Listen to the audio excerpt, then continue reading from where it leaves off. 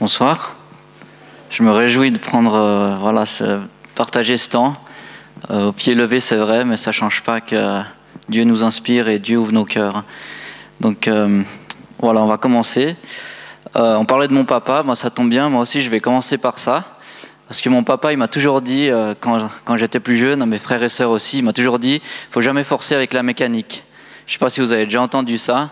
Je suis sûr que mes frères et sœurs peuvent attester qu'il nous disait souvent ça, qu'il y avait quelque chose de coincé dans la machine à laver ou autre. Il nous disait, il ne faut pas forcer, s'il y a quelque chose de coincé, tu forces, ça va pas aider.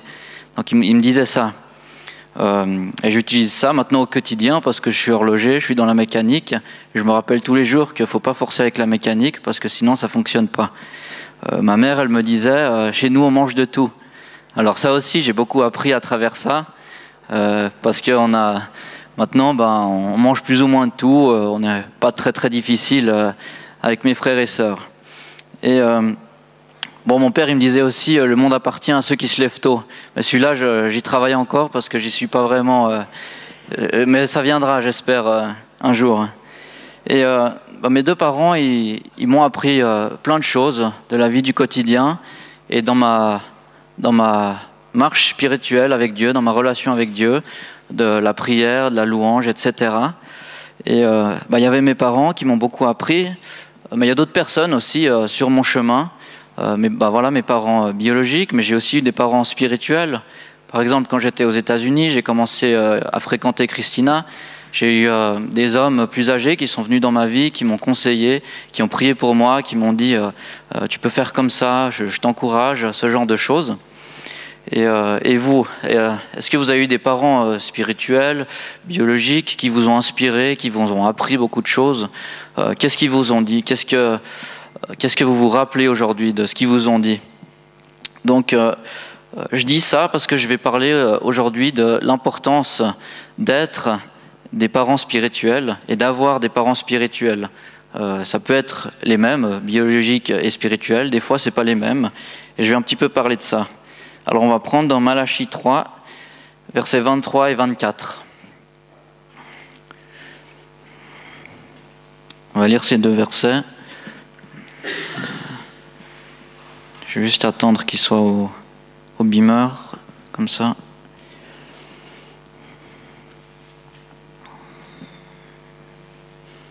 Voilà. Donc, c'est le dernier livre de l'Ancien Testament. Je vous enverrai le prophète Élie avant que n'arrive le jour de l'Éternel, ce jour grand et redoutable. Il ramènera le cœur des pères vers leurs enfants et le cœur des enfants vers leurs pères, de peur que je ne vienne frapper le pays de destruction. C'est intéressant, là, c'est vraiment les derniers versets de l'Ancien Testament. Et après ça, pendant 400 ans, il y a un silence radio dans la terre d'Israël. De ce qu'on sait, en tout cas, il n'y a pas vraiment de prophète, ou il y en a peut-être eu, mais ça n'a pas été écrit. Donc c'était vraiment une sécheresse spirituelle. Et puis, après plus ou moins 400 ans, dans Luc 1, là je vais le lire comme ça, il y a quelque chose qui se change. C'est l'ange qui s'adresse au père de Jean-Baptiste, qui lui dit, par rapport à son fils, il marchera devant Dieu avec l'esprit et la puissance d'Élie, pour ramener le cœur des pères vers leurs enfants et les rebelles à la sagesse des justes, afin de préparer pour le Seigneur un peuple bien disposé. Et donc là, c'est intéressant parce qu'on voit que dans ce verset, quand il y a une unité entre les générations, le Seigneur peut agir. Ça dit quand il y a le cœur des pères aux enfants qui sont ensemble, alors c'est un peuple qui est préparé, qui est bien disposé, et le Seigneur peut agir.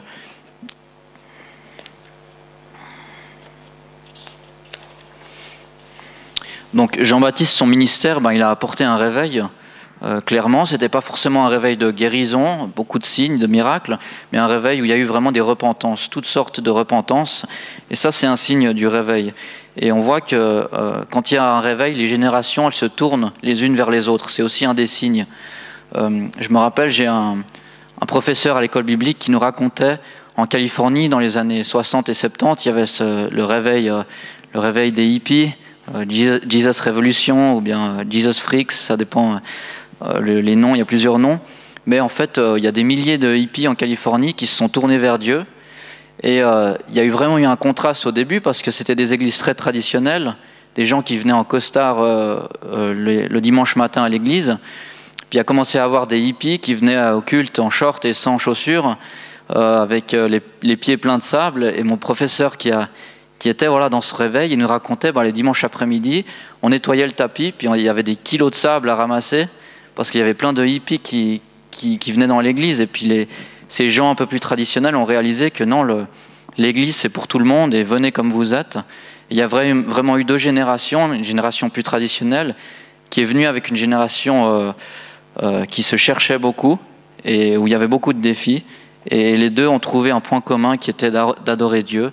Il y a eu des milliers de hippies qui ont été sauvés comme ça. Alors, des relations fortes entre les générations, c'est vraiment une preuve de l'amour de Dieu dans l'Église et pour les autres. Dieu, il amène des gens ensemble qui ont a priori pas grand-chose en commun. Vous êtes d'accord, si y a un jeune qui aime bien les jeux vidéo, en général, il n'aura pas grand-chose en commun avec quelqu'un qui aime bien lire le journal, ce genre de choses. Bon, il y a toujours des points en commun, mais le point commun, ça devient Jésus, vraiment. Et pourquoi est-ce que c'est une démonstration d'amour? Le fait que des générations viennent ensemble, c'est parce que ça va à l'encontre de la société. Finalement, la société, ce qu'on voit, c'est vraiment tout le contraire. On voit dans Matthieu 10, il y a ce verset qui dit, au verset 21, « Le frère livrera son frère à la mort et le père son enfant. » Ça parle de la fin des temps. « Les enfants se soulèveront contre leurs parents et les feront mourir, carrément. Vous serez détestés de tous à cause de mon nom, mais celui qui persévérera jusqu'à la fin sera sauvé. » Donc, ce qu'on voit d'un côté, c'est les pères qui se tournent vers les enfants et les mères, et de l'autre, dans la société, on voit les pères qui se tournent contre leurs enfants et les enfants contre leurs parents. Et ça, c'est le contraste. Et quand quelqu'un de l'extérieur y voit, mais c'est marrant, il y a des générations qui sont ensemble, c'est vraiment pas ce que j'expérimente au quotidien, et il y a quelque chose de différent là. Donc Dieu veut que nous soyons et que nous ayons des parents spirituels. Donc qu'est-ce qu'un parent spirituel? Ça c'est un des noms, mais j'ai un petit peu réfléchi pour moi finalement dans ce que je vous ai partagé avec mes parents, avec d'autres dans ma vie. Qu'est-ce que ça a été un parent spirituel? J'ai plusieurs petits exemples. C'est quelqu'un qui s'est investi dans ma vie, quelqu'un qui m'a dit viens, on va prendre du temps ensemble. Ou bien quelqu'un qui m'a demandé mais comment est-ce que tu vas? J'ai l'impression qu'il y a quelque chose dans ta vie, comment tu vas? Il n'y a c'est pas dans un sens de supériorité, dans un sens d'écrasement, de dire tu n'y arriveras jamais comme ça, mais c'est quelqu'un qui va encourager. C'est une relation de confiance aussi. C'est quelqu'un qui m'a aussi défié, comme un père le ferait. Quelqu'un qui m'a dit essaye ça comme ça. J'ai eu ce défi aussi. Essaye quelque chose d'autre, un peu comme ça. Et tu peux y arriver. Ou bien quelqu'un qui va réconforter et encourager, comme une mère le fait. Quelqu'un qui dit ça va aller. Je comprends que ce soit dur, mais ça va aller. Tu vas y arriver.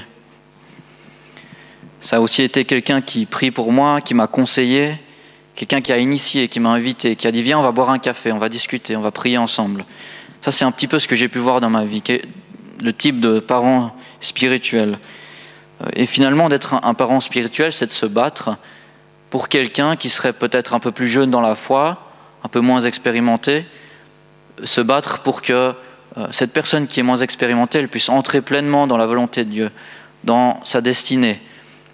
Quelqu'un peut-être qui je vois qu'il y a quelque chose sur ta vie par rapport à ça, par rapport au fait que tu dois commencer à enseigner. Je vais te donner l'opportunité, je vais te montrer comment ça a été pour moi. Alors ça, c'est pas de la codépendance, on n'est pas dans des relations qui n'ont pas de limites, voilà, donc c'est vraiment quelque chose où il y a des bonnes limites, mais c'est quelque chose où ça s'apparente un petit peu à un parent et un enfant. Un parent qui va encourager son enfant, qui va le défier, qui va parfois lui dire écoute, fais attention, là il faudrait mettre une limite par rapport à ça, comme un parent le ferait.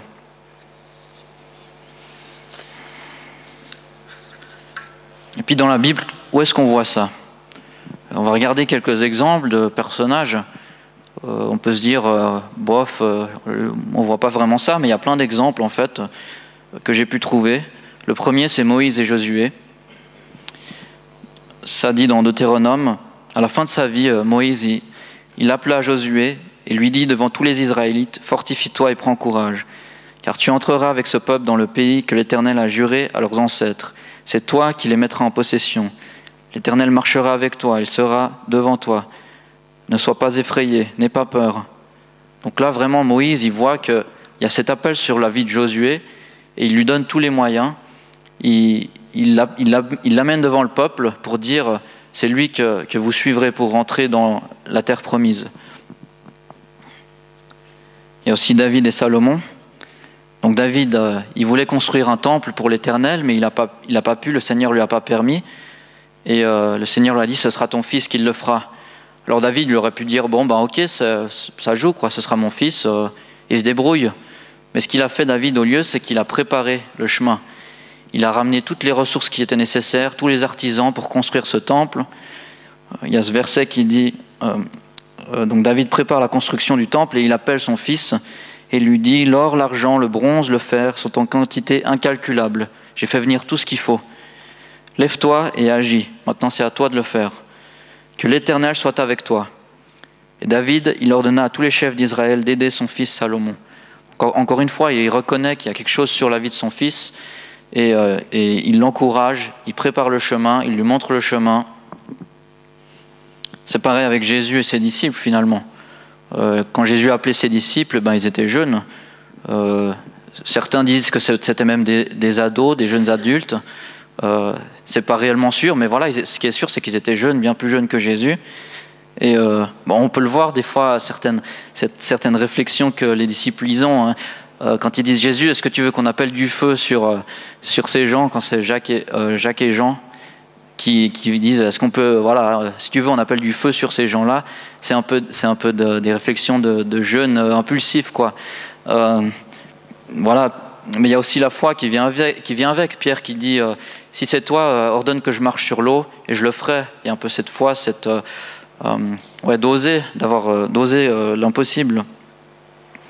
Quand Pierre coupe l'oreille du serviteur aussi, ils ont passé 3 ans avec Jésus et puis on a des fois pas l'impression qu'ils ont tout compris, quoi, ce que Jésus avait dit, mais ce serait pareil avec nous finalement. Donc voilà, Jésus il va les enseigner et quand il les appelle, il dit simplement suis-moi. Dans Jean 1, quand Jésus il appelle Philippe, Jésus décida de se rendre en Galilée. Il rencontra Philippe et lui dit « Suis-moi ». Et Philippe le suit. Jésus il dit aussi par exemple, Monique l'a lu avant, « Laissez les petits-enfants, ne les empêchez pas de venir à moi, car le royaume des cieux est pour ceux qui leur ressemblent. » Et j'aime tellement comme Jésus ici, il fait d'une pierre deux coups. D'un côté, il donne son amour à ses enfants, il investit du temps, cet amour dans la vie de ses enfants, et en même temps il apprend à ses disciples qu'est-ce qu'il faut faire. Il les coach, quoi, en quelque sorte. C'est comme s'il disait comme je fais pour vous, comme je vous aime, vous aussi faites la même chose pour ces enfants. Un peu plus loin, on a aussi Paul et Timothée. Quand Paul lui dit à Timothée, il lui écrit que personne ne méprise ta jeunesse, mais sois un modèle pour les croyants par tes paroles, ta conduite, ton amour, ta foi, ta pureté. En attendant que je vienne, applique-toi à lire les Écritures dans l'assemblée, à encourager, à enseigner. Et ce que j'aime beaucoup dans ce passage, c'est que Paul il a donné cette opportunité à Timothée de grandir, de pouvoir être un pasteur, quoi, de pouvoir enseigner. Et il lui dit quoi faire, mais il est aussi avec lui. Il lui dit fais ça, mais en attendant que je vienne. Donc il y a un peu cet équilibre entre je vais lui montrer ce qu'il faut faire, et puis en même temps, c'est à toi de le faire. C'est pas je vais tout faire à ta place, ou bien c'est pas débrouille-toi, c'est comme ça que tu le fais, maintenant fais-le toi aussi. Donc un parent spirituel, c'est quelqu'un qui donne aussi des opportunités. Même si la personne plus jeune, on a l'impression qu'elle n'est peut-être pas forcément qualifiée ou quoi que ce soit, c'est pas grave, c'est comme ça qu'on apprend. Et puis en donnant des opportunités, c'est comme ça qu'on grandit et qu'on rentre vraiment dans ce que Dieu il veut pour nous aussi. Paul dit aussi, soyez mes imitateurs. C'est quand même osé de dire ça. Et il devrait dire, imitez Christ. Mais il dit, soyez mes imitateurs, comme moi aussi j'imite Christ. Ça aussi, c'est super intéressant. C'est pas de l'arrogance, mais c'est de la confiance en Dieu.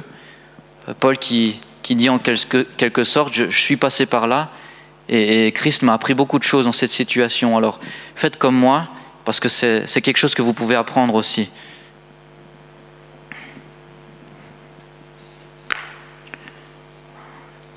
Je ne vais pas faire très très long. Matt, si tu veux venir jouer un peu au piano. Mais là, on a vu des bons exemples, mais il y a aussi des mauvais exemples dans la Bible.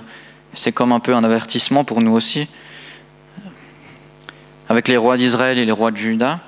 Donc ça dit dans 2 Rois, ça parle de Amon et Manassé. Donc Amon est le fils de Manassé. Et ça dit qu'Amon, il arrive à la royauté et il fit ce qui est mal aux yeux de l'Éternel, comme l'avait fait son père. Comme l'avait fait son père Manassé. Il marcha entièrement sur la voie de son père, il servit les idoles que son père avait servies et se prosterna devant elles. Donc ça aussi, il faut qu'on fasse attention parce que des autres qui sont moins expérimentés, peut-être plus jeunes, ils vont aussi imiter ce que nous on fait. Et si on fait des choses qui ne glorifient pas Christ, peut-être le Seigneur nous montrera quand on est devant lui, écoute, là tu avais une opportunité de me louer et d'être un bon exemple, mais tu l'as pas été. Et finalement, j'aimerais parler de Dieu comme un parent spirituel. On a eu quelques exemples, mais si Paul il peut dire « Soyez mes imitateurs », parce que moi j'imite Christ, c'est qu'il y a quelque chose de plus important que simplement imiter l'humain, imiter ceux qui sont peut-être plus expérimentés. On n'a peut-être pas chacun eu des parents qui étaient présents, un père ou une mère, on n'a peut-être pas, même si on en a eu qui étaient présents, ils étaient parfois pas bons, personne n'a eu de parents parfaits, ça c'est sûr, mais il y a une bonne nouvelle. C'est que le fait de ne pas avoir des parents parfaits, ça ne devrait pas nous empêcher d'être des parents spirituels pour les autres, pour ceux qui sont moins expérimentés ou qui ont besoin de grandir. Et on peut tous apprendre à quelqu'un et on peut tous apprendre de quelqu'un aussi. C'est très probable que Jésus il ait perdu son père terrestre quand il était jeune adulte. En tout cas, on n'entend plus parler de lui après les premiers récits de la vie de Jésus. Et il n'était pas là lors de la crucifixion de Jésus, donc c'est pas totalement sûr, mais c'est probable que Jésus il ait perdu son père. Et pourtant, ça ne l'a pas empêché d'être un parent spirituel, d'être quelqu'un qui a inspiré les autres. Et pourquoi finalement? On dit souvent que c'est le père qui transmet une identité. Alors on pourrait naturellement dire que Jésus, voilà, c'était pas forcément celui qui était le mieux dans ses baskets parce qu'il avait perdu son père ou quoi, mais c'est pas le cas quand on lit la parole. Son identité, elle venait du Père Céleste. Au même instant, une voix fit entendre du ciel ces paroles, « Celui-ci est mon Fils bien-aimé, qui a toute mon approbation. » Quand Jésus se fait baptiser. Ou bien plus tard, comme il parlait encore, une nuée lumineuse les couvrit. De la nuée, une voix fit entendre ces paroles, « Celui-ci est mon Fils bien-aimé, qui a toute mon approbation. Écoutez-le. » Et c'est de cette identité que Jésus ensuite, il peut affirmer, « Tout comme le Père m'a aimé, moi aussi je vous ai aimé. Demeurez dans mon amour et aimez-vous les uns les autres. » C'est vraiment de cette relation avec le Père que Jésus il pouvait dire « Imitez-moi ». Je ne sais même pas s'il le disait parce que c'était tellement naturel de l'imiter, c'était tellement naturel de faire ce que lui faisait, de prier comme lui faisait. Les disciples lui ont demandé « Mais apprends-nous à prier. On veut prier comme toi tu pries. On veut faire des miracles comme toi tu fais des miracles. » Et ça, c'est pas possible sans une relation avec le Père. C'est pas possible d'inspirer les autres sans une relation avec le Père. Alors ce soir, j'aimerais qu'on se pose la question, mais finalement, pour qui est-ce que je peux être un parent spirituel? Ça va pas être pour tout le monde, tous les jeunes que je connais. Ça va pas être pour des dizaines de personnes, mais est-ce que le Seigneur met dans mon cœur une ou deux personnes pour qui je peux investir dans leur vie? Une fois aller boire un café avec eux, leur demander comment ils vont, leur donner des opportunités, prier avec eux, les encourager.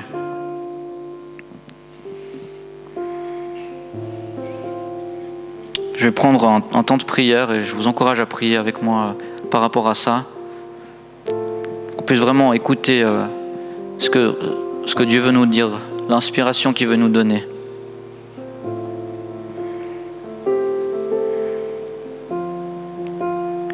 Père Céleste, on te remercie parce que tu es celui qui nous donne notre identité d'enfant de Dieu. Tu es celui qui nous inspire, qui nous donne vie et qui nous conduit. On prie maintenant que tu puisses nous inspirer. S'il y a des gens que tu veux placer sur notre chemin, pour qu'on puisse être des encourageurs, des coachs spirituels, que ce ne soit pas quelque chose qui soit fait humainement, mais vraiment une inspiration divine.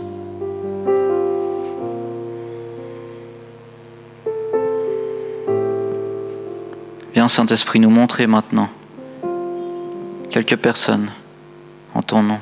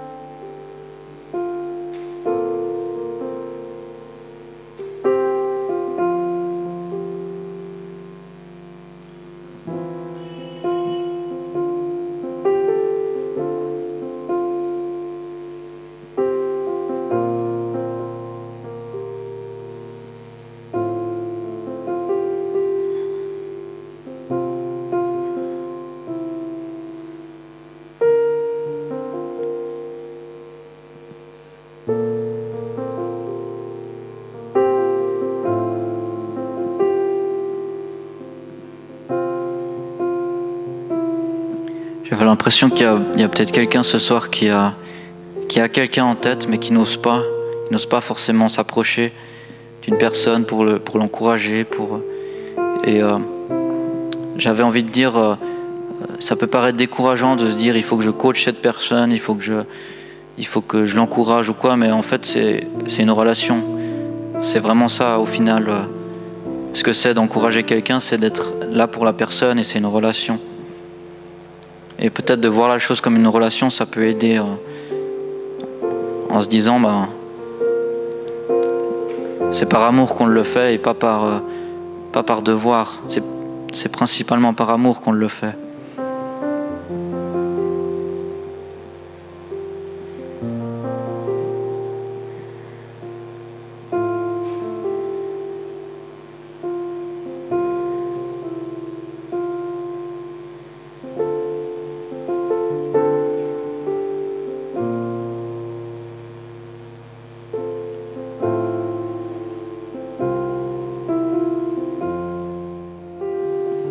Seigneur, je te prie qu'en tant que communauté, on puisse entrer là-dedans, prendre soin des enfants que tu nous as confiés, prendre soin des jeunes, prendre soin de chacun, Seigneur.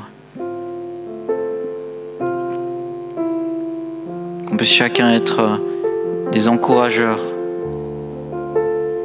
pour notre prochain. Qu'il y ait vraiment dans notre communauté des liens qui soient forts entre les générations et que ça soit un témoignage pour les autres.